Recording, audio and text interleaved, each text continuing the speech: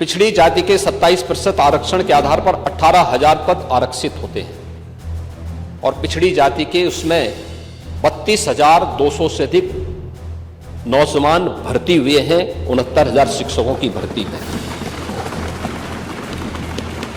अनुसूचित जाति 21% आरक्षित, उनके लिए जो आरक्षण की सीमा 21% है और 21% में 12,000 पद उनके लिए आरक्षित होते हैं, लेकिन भर्ती हुई है 14,000 से अधिक। ये चीजें क्या दिखाती है कि अपनी योग्यता और मेरिट से जो लोग आगे बढ़े हैं उन्हें जनरल कैटेगरी में लेकर के वहां का लाभ दिया गया है। जनरल के लिए जो पद आरक्षित थे, जनरल के लिए जो पद थे 34,500, जनरल की भर्ती हुई है मात्र 20,000। ये उन सब की आंखों को खोलने वाला होना चाहिए जो इनके नाम पे राजनीति करके अपनी रोटी सेकने का कार्य करके समाज में बंटवारे की खाई को चौड़ा करना चाहते हैं।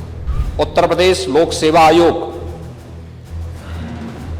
2017 के पहले क्या स्थितियां थी, कौन नहीं जानता है, क्या नहीं होता था। आप लोग भूल गए जब 86 एसडीएम के पद में से 56 एक जाति विशेष के लोग भर दिए गए, और ये कौन नहीं जानता है इस बात को।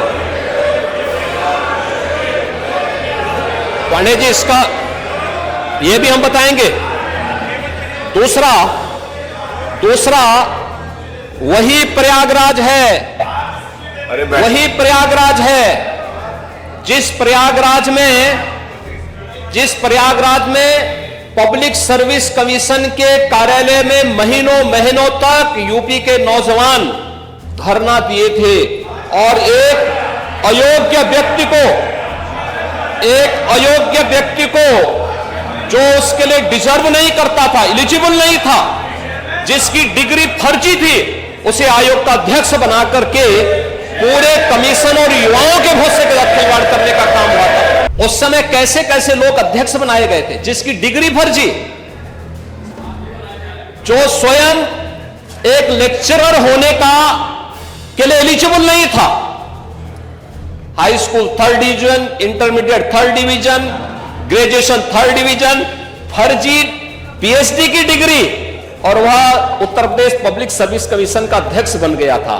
और ये लोग उसको लेकर ढूंढते थे, घूमते थे, और उसको जब मौका मिला उसने मारी तबाही, पूरे युवाओं के साथ खिलवाड़ किया था। कल कांग्रेस की एक नेत्री संसद में फिलिस्तीन का बैग लेकर घूम रही थी और हम यूपी के नौजवानों को इजराइल भेज रहे हैं। वहां पर यूपी के अब तक लगभग 5,600 से अधिक नौजवान इजराइल गए हैं निर्माण कार्य करने के लिए, और हर नौजवान रहने का फ्री, खाने का फ्री, और 1.5 लाख रुपए उसको वहां पे अतिरिक्त तो मिल रहे हैं, और पूरी सुरक्षा की गारंटी भी है। अभी इजराइल के राजदूत आए थे, उन्होंने कहा कि हम यूपी के और भी नौजवान ले जाना चाहेंगे, क्योंकि यूपी का नौजवान अच्छा काम कर रहा है, बेरोजगार नहीं, उसकी स्किल की ताकत को दुनिया आज मान रही है। उत्तर प्रदेश को वैश्विक मंच पर शोकेस करने का हर एक फील्ड में, लेकिन इसके लिए अच्छा बोलना पड़ेगा, अच्छा सोचना पड़ेगा, नकारात्मकता को हटाना पड़ेगा। विपक्ष का मतलब नकारात्मक नहीं हो सकता है, विपक्ष का मतलब हर चीज में बुराई करना नहीं हो सकता है। कुछ अच्छा भी करिए, अच्छा भी सोचिए, अच्छी दिशा में भी चलिए। अच्छी दिशा में चलेंगे तो आगे अच्छाई देखने को मिलेगा, लेकिन अगर नकारात्मक दिशा में चलेंगे तो उसके सामने एक तरफ कुआं होता है, एक तरफ खाई होता है। मुझे लगता है उसके अलावा कोई दूसरा नहीं होता है। तो नकारात्मकता किसी समस्या का समाधान नहीं हो सकता है। अधिष्ठाता महोदय,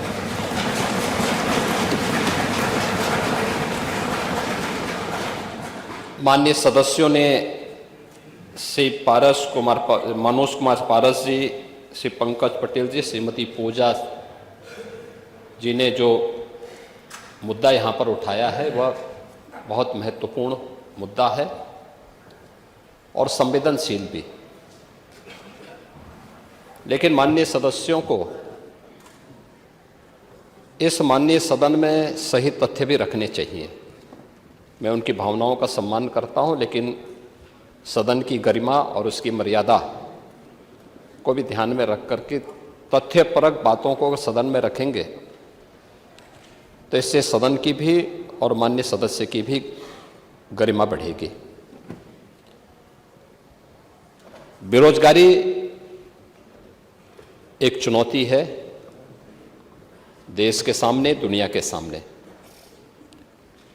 और दुनिया की सबसे बड़ी आबादी के राज्य उत्तर प्रदेश के लिए भी। 25 करोड़ की आबादी हमारे राज्य की है। इस 25 करोड़ की आबादी में 56 से 60% आबादी ऐसी है जो वर्किंग फोर्स है, एक कार्यशील है, युवा है। यानी अगर आप देखेंगे तो दुनिया के अंदर उत्तर प्रदेश सबसे युवा राज्य भी है, और उस राज्य के उन युवाओं को ध्यान में रख करके सरकार ने कार्य किए, कदम उठाए। अभी पिछले सत्र में हमारी सरकार ने पेपर लीक की घटनाओं पर प्रभावी अंकुश लगाने के लिए सार्वजनिक परीक्षा अनुचित साधनों की रोकथाम अधिनियम 2024 को पारित करने का कार्य किया है, जिससे प्रदेश के सरकारी जो नौकरियां हैं उन नौकरियों में प्रदेश के युवाओं को पूरी ईमानदारी के साथ, पूरी पारदर्शिता के साथ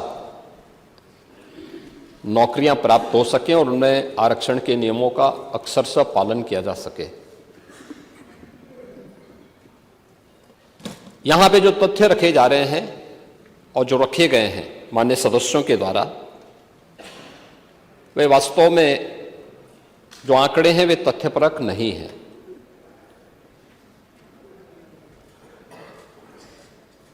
अगर उत्तर प्रदेश में बेसिक शिक्षा परिषद और माध्यमिक शिक्षा परिषद के शिक्षकों की भर्ती की प्रक्रिया को पूर्ण करने की बात है, तो यह कहना 69,000 शिक्षकों को नियुक्ति पत्र नहीं जारी हुए हैं, मैं उनको बड़े सम्मान के साथ बोलना चाहूँगा कि 69,000 शिक्षकों को नियुक्ति पत्र भी जारी हुए हैं। वे सभी 4 वर्षों से स्कूलों में पढ़ा भी रहे हैं।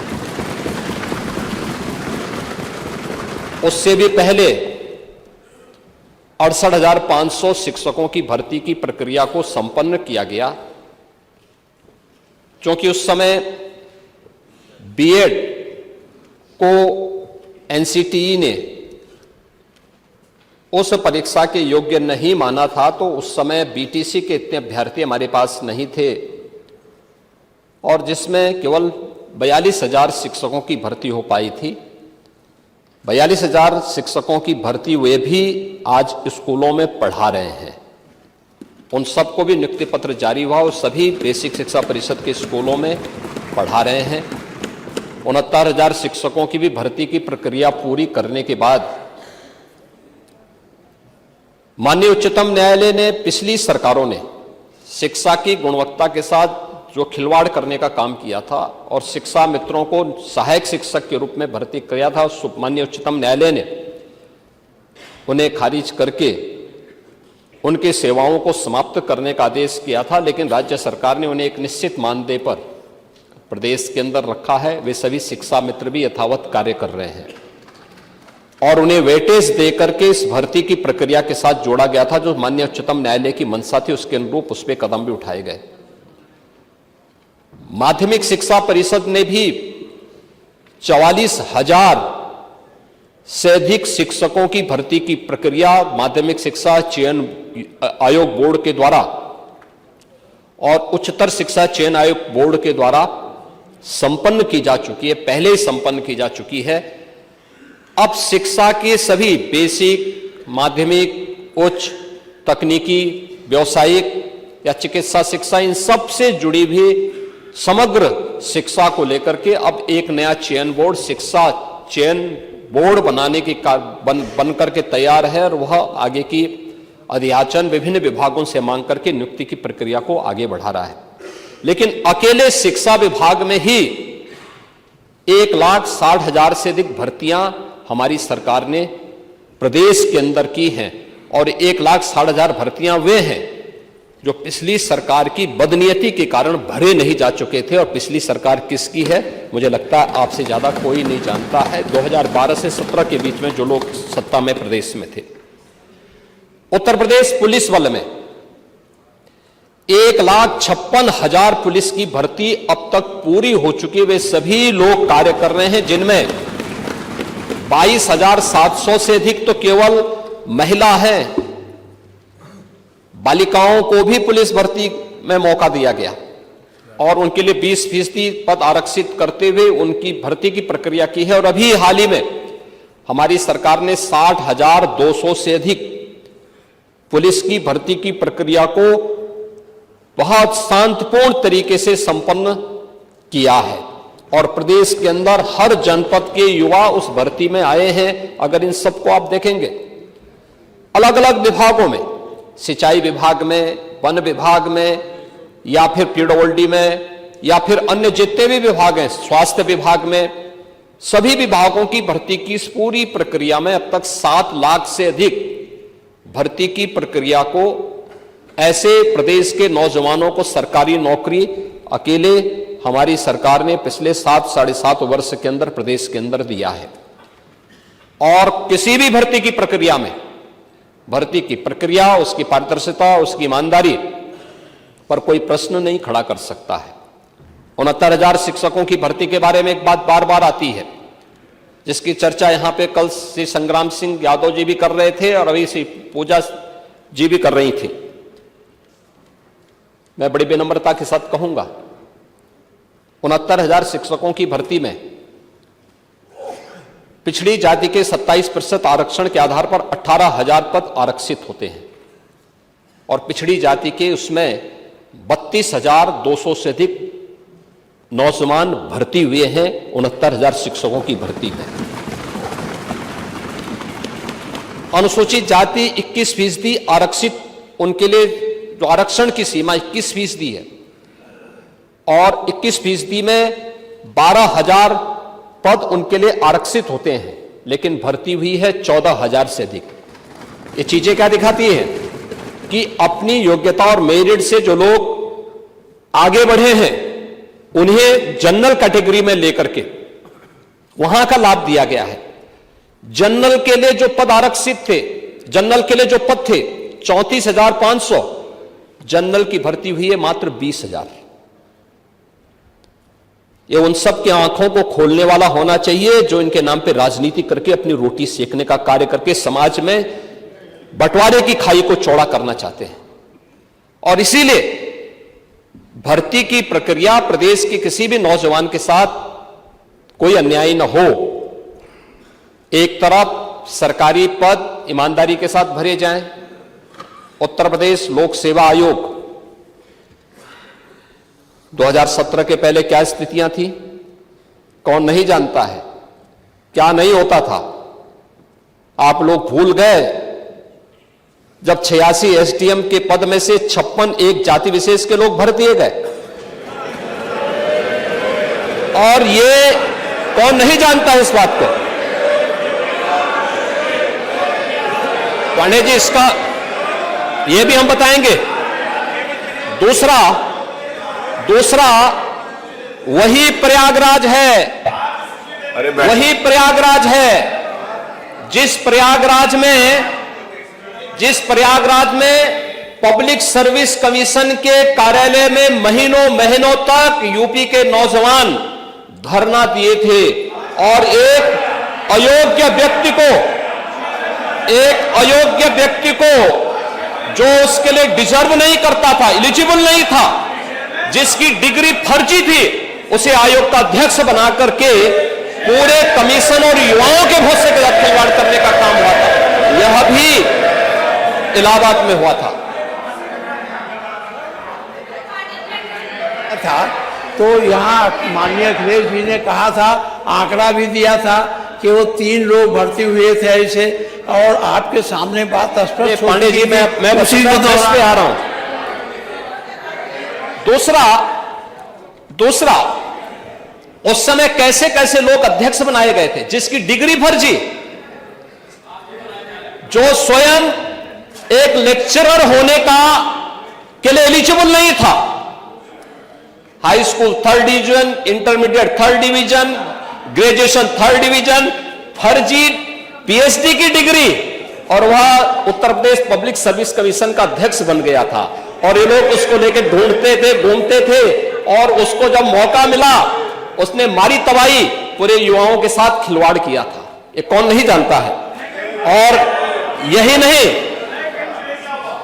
नहीं, इस समय भर्ती की प्रक्रिया को पारदर्शी बनाने के लिए समय समय पर रिफॉर्म किए जाते हैं, और ये आयोग और बोर्डों को पूरा अधिकार होता है उस रिफॉर्म को करने के लिए, लेकिन प्रक्रिया पूरी ईमानदारी के साथ होनी चाहिए। और वही प्रक्रिया पब्लिक सर्विस कमीशन भी, अधीनस्थ सेवा चयन आयोग भी, शिक्षा आयोग भी उसके लिए अधिकृत होते हैं। वे लोग इस प्रक्रिया को पूरी कर सकते हैं। और जब भी उत्तर प्रदेश के युवाओं के हित में इस प्रकार के कदम उठाने की आवश्यकता पड़ती है, तीनों आयोग, बोर्ड या कोई भी अन्य ऐसे बोर्ड या आयोग हैं, वे इसके लिए अधिकृत होते हैं। वे क्योंकि वो एक ऑटोनॉमी बॉडी है, वे अपने कदम को उठाने के स्वतंत्र है, वे कर रहे हैं। लेकिन प्रक्रिया में कोई खामी नहीं, उनकी ईमानदारी, उनकी नियत में कोई भी, उनकी पारदर्शिता में कोई उंगली नहीं उठा सकता। पूरी स्वच्छता और पारदर्शिता के साथ सारे कार्य संपन्न हो रहे हैं। और इसीलिए इन युवाओं को नियुक्ति पत्र देने के लिए मैं और मेरे मंत्रिमंडल के मेरे सदस्यगण सभी लोग जाते हैं। माननीय जनप्रतिनिधियों से हम कहते हैं कि वे लोग भी जिले जिले में जाकर के नियुक्ति पत्र वितरण में अपना योगदान दें। और हर नौजवान इसके लिए खुश होता है कि साहब सिफारिश के बगैर न केवल हमारी नियुक्ति भी है, बल्कि हमें नियुक्ति पत्र भी प्राप्त हो रहा है। यह हमारे लिए, हमारे जीवन का सबसे अद्भुत क्षण है।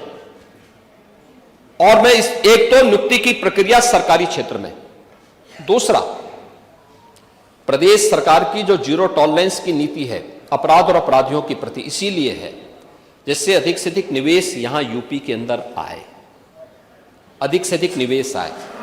ये 40 लाख करोड़ रुपए का जो निवेश है, यह उत्तर प्रदेश में 1,25 लाख से अधिक नौजवानों को सीधे सीधे नौकरी की गारंटी दे रहा है। 1,25 लाख नौजवानों को नौकरी की गारंटी दे रहा है। और इसमें से 15 लाख करोड़ का अब तक हम जमीनी धरातल पर उतार चुके हैं। 10 लाख करोड़ का पाइपलाइन में है, जिसको कभी भी हम ग्राउंड ब्रेकिंग करके इसको भी आगे बढ़ा देंगे।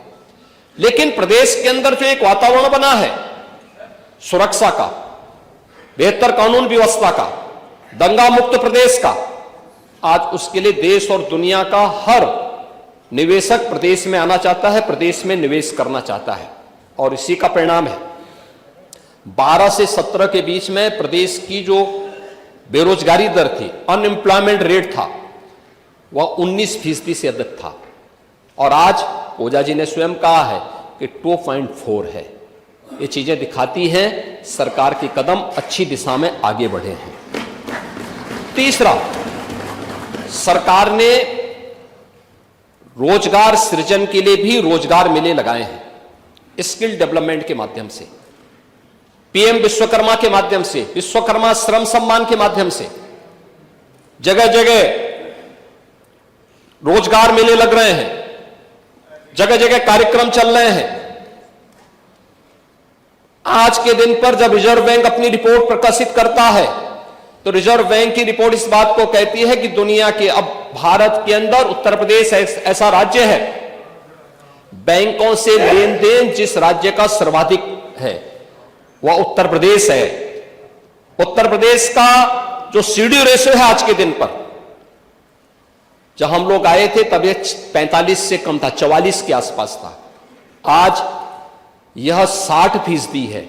यह दिखता है कि अगर 100 रुपया जमा हो रहा है तो 60 रुपया यूपी के अंदर ही यूपी के नौजवानों को, यूपी के बेरोजगारों को और यूपी के ही व्यवसायियों को यूपी के अंदर अपना रोजगार के सृजन करने, यूपी में नए रोजगार को बढ़ाने के लिए उसका उपयोग, इसके माध्यम से 60% से ऊपर आज के दिन पे यूपी का सीडी रेशो है, ये बढ़ाने की आवश्यकता है। हम मानते हैं इसको 75% से ऊपर होना चाहिए भी, लेकिन हमें विरासत में क्या मिला था? 44%, 45% से भी कम मिला था। प्रदेश के अंदर एमएसएमई सेक्टर, जो रोजगार सृजन का सबसे बड़ा माध्यम है, मृत प्राय सा हो गया था। आज वन डिस्ट्रिक्ट वन प्रोडक्ट के माध्यम से भी हम लोगों ने लाखों नौजवानों को उन्हीं के जनपद में रोजगार सृजन के अवसर भी उपलब्ध करवाए हैं। कृषि सेक्टर में जो रिफॉर्म हुए हैं, जो सुविधाएं मिली हैं, किसानों की आमदनी को कई गुना बढ़ाने का काम किया गया है। प्रोक्यूरमेंट की पॉलिसी ला करके पारदर्शी तरीके से इस प्रक्रिया को आगे बढ़ाया गया है। खेती के विविधीकरण की दिशा में जो सरकार के द्वारा उठाए गए कदम हैं, 23 लाख हेक्टेयर भूमि को जो अतिरिक्त सिंचाई की सुविधा उपलब्ध करवाई गई है, इसने किसानों की आमदनी को बढ़ाया है। और उद्योग कैसे चलने चाहिए, चीनी उद्योग इसका सबसे बड़ा प्रमाण है, सबसे बड़ा प्रमाण है। यह उत्तर प्रदेश, जिसको आप चीनी उद्योगों को आप बेच रहे थे, तबाह कर रहे थे, बंद कर रहे थे, आज 120 चीनी मिलें अकेले उत्तर प्रदेश चला रहा है। और उनमें से 100 चीनी मिलें ऐसी हैं, उनमें से 100 चीनी मिलें ऐसी हैं जो एक सप्ताह से 10 दिन के अंदर अपना गन्ना मूल्य का भुगतान कर रही है। जो बाकी 20 चीनी मिलें हैं, उन पर भी एक दबाव है कि भाई आप भी इस प्रक्रिया के साथ जोड़िए। लगभग हर चीनी मिल अपने से इथेनॉल प्लांट को भी जोड़ रहा है। सीबीजी के नए प्लांट लग रहे हैं और आज के दिन पर देश के अंदर सबसे अधिक कंप्रेस्ड बायोगैस के सबसे अधिक प्लांट लगाने वाला स्टेट उत्तर प्रदेश है। सबसे अधिक इथेनॉल उत्पादन करने वाला राज्य उत्तर प्रदेश है। सबसे अधिक चीनी उत्पादन करने वाला राज्य उत्तर प्रदेश है। और सबसे अधिक रोजगार और सबसे अधिक नौकरी देने वाला राज्य भी उत्तर प्रदेश है। लेकिन इस दिशा में और भी कदम बढ़ाए जाने की आवश्यकता है। मुझे लगता है, मैं फिर से अपने विपक्ष के माननीय सदस्यों से कहूंगा कि सदन में आकर के मुद्दों को रखें, लेकिन तथ्यों के साथ अगर रखेंगे तो इसमें उनकी गरिमा भी बढ़ेगी और उनका सम्मान भी बढ़ेगा। उनके जो मुद्दे थे, मुद्दा उचित है लेकिन तथ्यहीन थे, अपुष्ट थे। उनमें कहीं भी कोई भी उसमें ऐसे तथ्य नहीं थे जिनके बारे में कि वह सरकार को कटघरे में खड़ा कर सके। सरकार की नीयत साफ है, नीतियां बहुत स्पष्ट हैं और सरकार प्रदेश के हर नौजवान के हित को लेकर के पूरी प्रतिबद्धता, पूरी ईमानदारी के साथ कार्य कर रही है। और उसी का परिणाम है कि उत्तर प्रदेश का जो स्किल डेवलपमेंट का मिशन है, आज उसका बेहतरीन कार्य आगे बढ़ रहा है। 12 लाख से अधिक नौजवानों को अब तक इस स्किल मिशन के साथ जोड़ा गया है। 6 लाख से अधिक नौजवान इसके माध्यम से रोजगार प्राप्त किए हैं। कल कांग्रेस के एक नेत्री संसद में फिलिस्तीन का बैग लेकर घूम रही थी और हम यूपी के नौजवानों को इजराइल भेज रहे हैं। वहां पर यूपी के अब तक लगभग 5,600 से अधिक नौजवान इजराइल गए हैं निर्माण कार्य करने के लिए। और हर नौजवान रहने का फ्री, खाने का फ्री और 1.5 लाख रुपए उसको वहां पे अतिरिक्त मिल रहे हैं और पूरी सुरक्षा की गारंटी भी है। अभी इजराइल के राजदूत आए थे, उन्होंने कहा कि हम यूपी के और भी नौजवान ले जाना चाहेंगे क्योंकि यूपी का नौजवान अच्छा काम कर रहा है। बेरोजगार नहीं, उसकी स्किल को, उसकी स्किल की ताकत को दुनिया आज मान रही है। आप ये मान के चलिए, वह नौजवान जब 1.5 लाख रुपए भेजता अपने घर, तो प्रदेश के ही विकास में वो योगदान देता है। हमें अभिनंदन करना चाहिए उन नौजवानों का। क्या प्रवासी भारतीयों ने भारत के विकास में योगदान नहीं किया? और क्या ये प्रवासी उत्तर प्रदेश का नौजवान जो आज गया है, उसके सामने एक अवसर है, यहां काम करता, 20,000, 25,000 रुपए, 30,000 रुपए प्राप्त करता। पर कैपिटा इनकम कहां लेके गए थे आप लोग? 1947 में जब ये देश आजाद हुआ था, प्रति व्यक्ति आय उत्तर प्रदेश की भारत की एवरेज आय से ज्यादा थी। और 2017 में जब हमें सत्ता प्राप्त हुई थी, तब उत्तर प्रदेश की प्रति व्यक्ति आय भारत की जो प्रति व्यक्ति आय थी उसकी 1/3 रह गई थी। आज हम उसको दोगुना करने में सफल हुए हैं। और मेरा ये मानना है कि अगले 5 साल के अंदर उत्तर प्रदेश की प्रति व्यक्ति आय फिर से भारत की प्रति व्यक्ति आय से अधिक होगी और इस दिशा में उत्तर प्रदेश की वर्तमान की वृद्धि दर इस बात को संकेत करता है। और मैं इसीलिए आप सबसे कहना चाहूंगा, हमें उत्तर प्रदेश को और विकास की दिशा में आगे बढ़ाना चाहिए।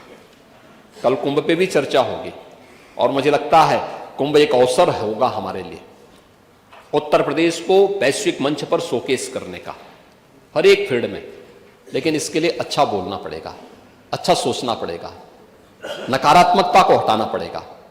विपक्ष का मतलब नकारात्मक नहीं हो सकता है, विपक्ष का मतलब हर चीज में बुराई करना नहीं हो सकता है। कुछ अच्छा भी करिए, अच्छा भी सोचिए, अच्छी दिशा में भी चलिए। अच्छी दिशा में भी चलेंगे तो आगे अच्छाई देखने को मिलेगा।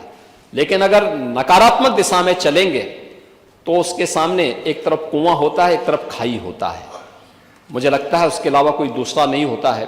तो नकारात्मकता किसी समस्या का समाधान नहीं हो सकता है। और यही मैं आपसे कहूंगा कि सरकार अपने नौजवानों के हित के लिए अनेक कदम उठा रही है।